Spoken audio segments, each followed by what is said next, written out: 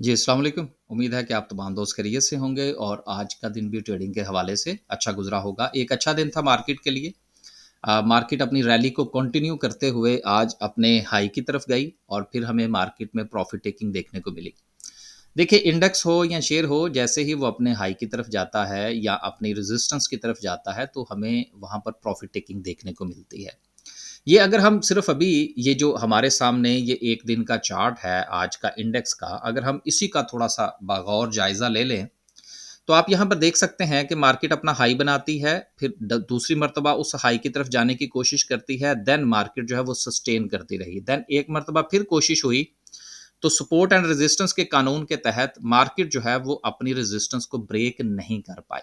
तो देन क्या हुआ कि मार्केट ने अपनी सपोर्ट को ब्रेक किया। और सपोर्ट को ब्रेक करने के बाद यही सपोर्ट जो थी ये दोबारा से रेजिस्टेंस बन गई। तो इस छोटी सी पिक्चर को देखने के बाद हम ये थोड़ा सा आइडिया लगा सकते हैं कि कल जो है वो मार्केट मजीद प्रॉफिट टेकिंग का शिकार हो सकती है। लिहाजा आपकी जो भी ट्रेड्स हैं उनको अपने अपनी जो कैलकुलेशन है उसके मुताबिक एग्जीक्यूट करने की कोशिश करें। 400 पॉइंट्स के इजाफे के साथ अगर हम सर्किट ब्रेकर की बात करें, तो आज माशाल्लाह 7 कंपनीज़ अपर कैप हैं। एक आध कंपनी हमारी जो रिकमेंडेशन की तरफ से होती है, वो भी अपर कैप में आ जाती है। आज ऑक्टोपस अपर कैप हुआ। हमने इसको सपोर्ट पर बाय किया था। ये अक्सर मैं गुज़ारिश ये करता रहता हूँ कि देखिए खबरों के पीछे ना जाया करें। खबरें यकीनन मार्केट को डायरेक्टली और इनडायरेक्टली मुतासिर करती हैं। लेकिन चूँकि हमारे पास खबर उस वक़्त पहुँचती है, जिस वक़्त उसका असर मार्केट में आ चुका होता है। तो बजाय इसके कि आप खबरों के पीछे भागें और अगर फ़र्ज़ करें खबर आपके हाथ लग भी जाती है, तो 1 बार या 2 बार या 3 बार तो आपको मिल सकती है, लेकिन कंटिन्यूटी शायद जो है वो मिलना मुश्किल होगा। तो लिहाज़ा कोशिश ये किया करें कि ज़्यादा से ज़्यादा कंसंट्रेशन जो है वो आपकी लर्निंग की तरफ होनी चाहिए। लोअर कैप की बात करें तो लोअर कैप में एज़ सच कोई कंपनी नहीं है। ओवरऑल अगर हम देखें तो आज बैंकिंग सेक्टर प्रॉफिट टेकिंग का शिकार रहा, उसके साथ फर्टिलाइज़र, ऑयल एंड गैस में भी सिचुएशन जो थी वो बस सो रही। सीमेंट जो कि लकी सीमेंट की खबर थी, लगते हाथ उसको शामिल कर लेते हैं। लकी जो है इसने अपना विंड पावर प्लांट जो है वो मुकम्मल कर लिया है। इस वक़्त जिस तरह से पाकिस्तान में जो एनर्जी है वो बहुत महँगी हो चुकी है बिजली के हवाले से, तो जो हमारे ज़राए हैं जिसमें सोलर है या विंड है, तो जैसे-जैसे ये प्लांट किसी भी कंपनी का एग्ज़ीक्यूट होता है, तो उसके बाद उस कंपनी के ऊपर उसका हमें मुस्बत असर आता हुआ नज़र आता है। उसकी वजह जो है वो यकीनन एनर्जी की कॉस्ट है। और जहाँ तक बात रही लकी सीमेंट की, तो इनका काम जो है वो सिर्फ़ सीमेंट तक महदूद नहीं है, जस्ट लाइक एंग्रो कॉर्पोरेशन। अब ये भी उसी तरह के ही शेयर है। इनके प्रॉफ़िट के ज़राए जो हैं वो एक से ज़्यादा हैं। तो ऐसी कंपनीज़ जो हैं वो बड़े लंबे अरसे के लिए अगर आप उनको कंसीडर करना चाहें तो यकीनन उसमें कोई मुज़ायका नहीं है। आगे चलते हैं जी। और सीमेंट के बाद फिर सिस्टम था। सिस्टम में आज बड़ा अच्छा जो है वो हमें बूम देखने को मिला। सिस्टम से मुझे याद आया कि मैंने सिस्टम जो था ये रिकमेंड किया था दोस्तों को ₹415 के ऊपर। और साथ में मैंने इनको गुज़ारिश की थी कि ये अगर 410 जो है या उससे नीचे अगर आपको मिले तो इसमें मज़ीद ऐड कर लें। लेकिन ये कोई 1 आध दिन की बात नहीं है। हम इसको सपोर्ट पर देख रहे थे। चीज़ों को जब आप सपोर्ट पर बाय करें तो फिर आप में पेशेंस होना चाहिए। हमने के इलेक्ट्रिक को भी सपोर्ट पर बाय किया, लेकिन उसके बाद वो सपोर्ट से थोड़ा नीचे चला गया। हमने उसको मज़ीद ऐड करने की कोशिश की और आज जो है वो मैंने दोस्तों का शुक्रिया अदा किया। अगर यहाँ पर मुझे वो चैट जो है वो अगर मिल जाए, तो यहाँ पर मैंने दोस्तों को बताने की कोशिश की, उनका शुक्रिया अदा किया कि भई आपकी मेहरबानी है कि जो लोग जो है वो पैनिक नहीं हुए और उन्होंने उसको जो है वो कीप किए रखा। मेरा ख़्याल है यहाँ पर वो हमें मिल जाएगा। हाँ, ये था जी कि जिसमें मैंने गुज़ारिश की कि thanks to all who's keeping के इलेक्ट्रिक विदाउट पैनिकिंग। क्योंकि जैसे ही शेयर जो है वो 10, 15, 20 पैसे नीचे जाता है, तो दोस्त अहबाब जो है वो पैनिक होना शुरू हो जाते हैं। इसी तरह से फिर हमें सिस्टम के हवाले से मैंने पूछा कि भई किसने सारा बेच दिया, किसने थोड़ा बेचा? क्योंकि हमने इसको जो है वो ₹415 पर बाय कर रखा था। ख़ैर आगे चलेंगे तो फिर इंशाल्लाह इसके ऊपर मज़ीद बात करने की कोशिश करेंगे। चलें लगता है आज इसको निपटा लेते हैं। ओवरऑल सिचुएशन देखें तो उसमें एएनएल हमारा ठीक चल गया, पीआईए की सिचुएशन ठीक थी, उसमें सिचुएशन बेहतर हो गई, डीजी खान चल गया, सिस्टम का 445। अब देखिए 415 की बाइंग है, 445, 460 अगर आप देखें, तो आगे अभी मज़ीद इसमें कुछ चांसेस हैं कि कुछ जो है वो आपको आउटपुट मिल जाए। इसके बाद जो था अगर हम देखें तो हमारा जो था वो एनआरएसएल, ये ये इसकी जो सिचुएशन थी वो हमारी स्विंग की ट्रेड की कॉल थी, ऑक्टोपस हमारा कैप हो गया। तो इस तरह से ये सिचुएशंस जो हैं वो चलती हैं। तो अगर आप दोस्तों अब आप जो है वो स्टॉक मार्केट में अकाउंट ओपन करवाना चाहते हैं तो ये 2 नंबर हैं आपके सामने, इन दोनों में से आप किसी पर भी राब्ता कर सकते हैं। यहाँ पर एक डिस्क्लेमर, और डिस्क्लेमर ये है कि देखिए हमारी कोई ऐसी सर्विस नहीं है कि हम किसी का अकाउंट मैनेज करें या इसके अलावा कुछ और। सिर्फ़ और सिर्फ़ सिंपल जो है, अगर आपने मार्केट में अकाउंट ओपन करवाना है तो यकीनन जिस वक़्त आप अकाउंट ओपन करवाएँगे तो आपको सर्विसेज़ के हवाले से भी हमारे साथ थोड़ा-सा जो है वो आपको अपॉर्च्युनिटी आपको दी जाएगी। तो अगर आपको किस हवाले से, पोर्टफ़ोलियो की डिस्कशन के हवाले से, स्टॉक मार्केट में अकाउंट के हवाले से या हमारे ग्रुप के हवाले से कोई इन्फॉर्मेशन चाहिए, तो आप इन नंबर्स पर राब्ता कर सकते हैं। अब चलते हैं वापस और डिस्कस करते हैं आज की कैंडल को। कैंडल से पहले कुछ जो है वो रिज़ल्ट्स भी हैं, उनको भी देख लेते हैं।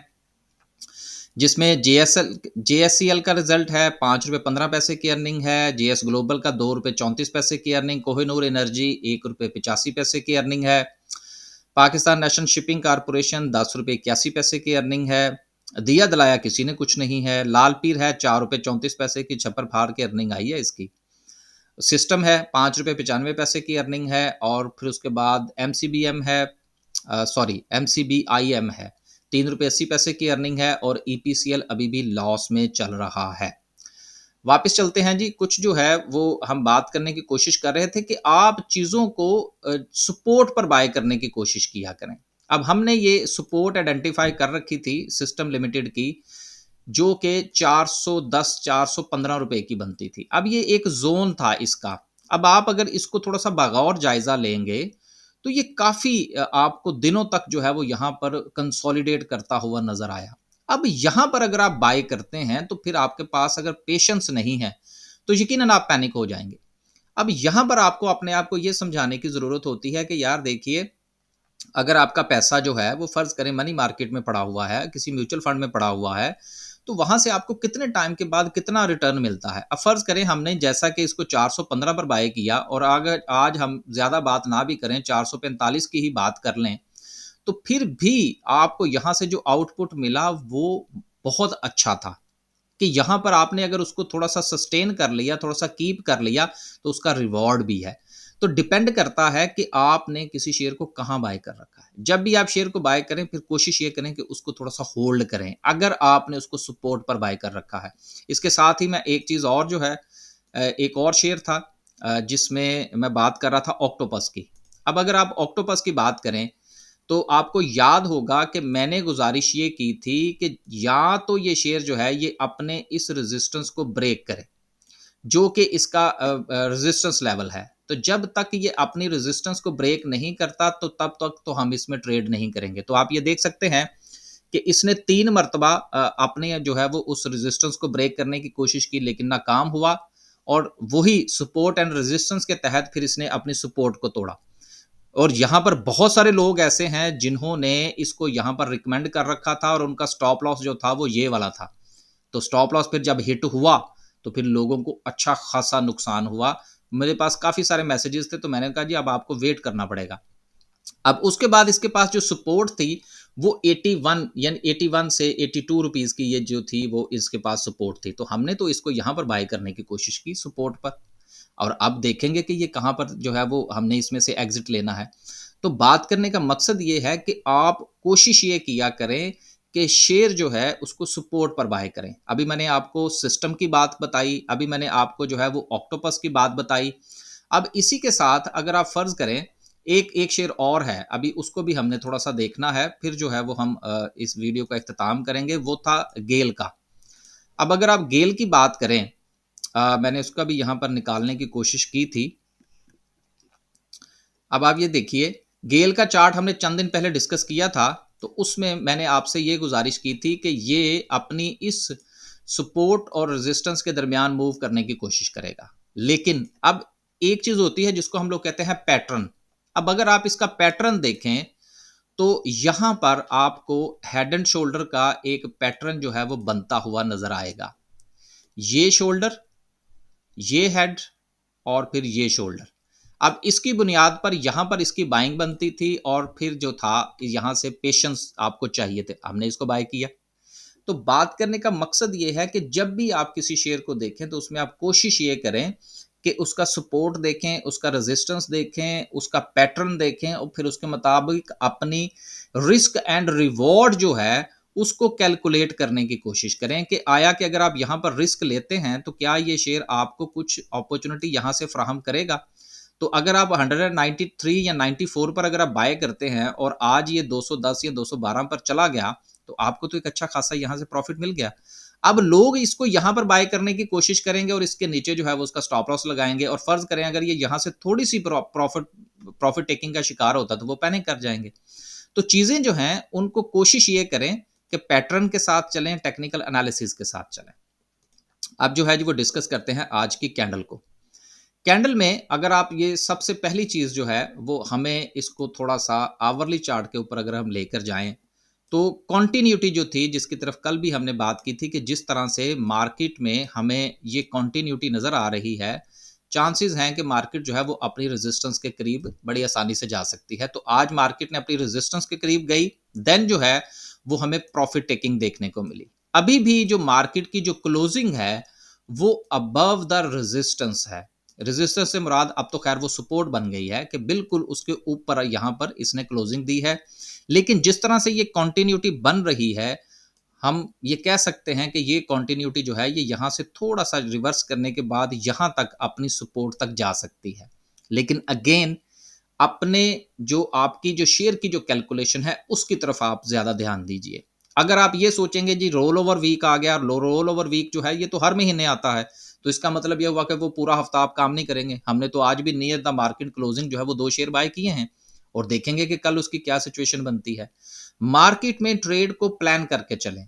अगर आप घबराते रहेंगे कि जी रोल ओवर वीक आ गया तो अभी तो शुरू हुआ है, अभी तो इसका सिलसिला आगे चलेगा। तो रोल ओवर वीक का पहले 1 वीक पहले इम्पैक्ट और फिर 1 वीक बाद का इम्पैक्ट, तो 15 दिन तो आपके यहीं से गुजर जाएंगे। तो कोशिश ये करें कि इंडिविजुअल स्टॉक्स की तरफ जाइए, खबरों को छोड़िए, लर्निंग की तरफ जाइए और अपनी ट्रेड को प्लान कीजिए। कल अगर मार्केट जो है वो प्रॉफिट टेकिंग का शिकार हो उससे पहले आपका पूरा का पूरा ट्रेडिंग प्लान जो है वो आपके पास होना चाहिए कि आपने मार्केट में अपनी ट्रेड को एग्जीक्यूट कैसे करना है। इजाजत दीजिए, अल्लाह हाफिज।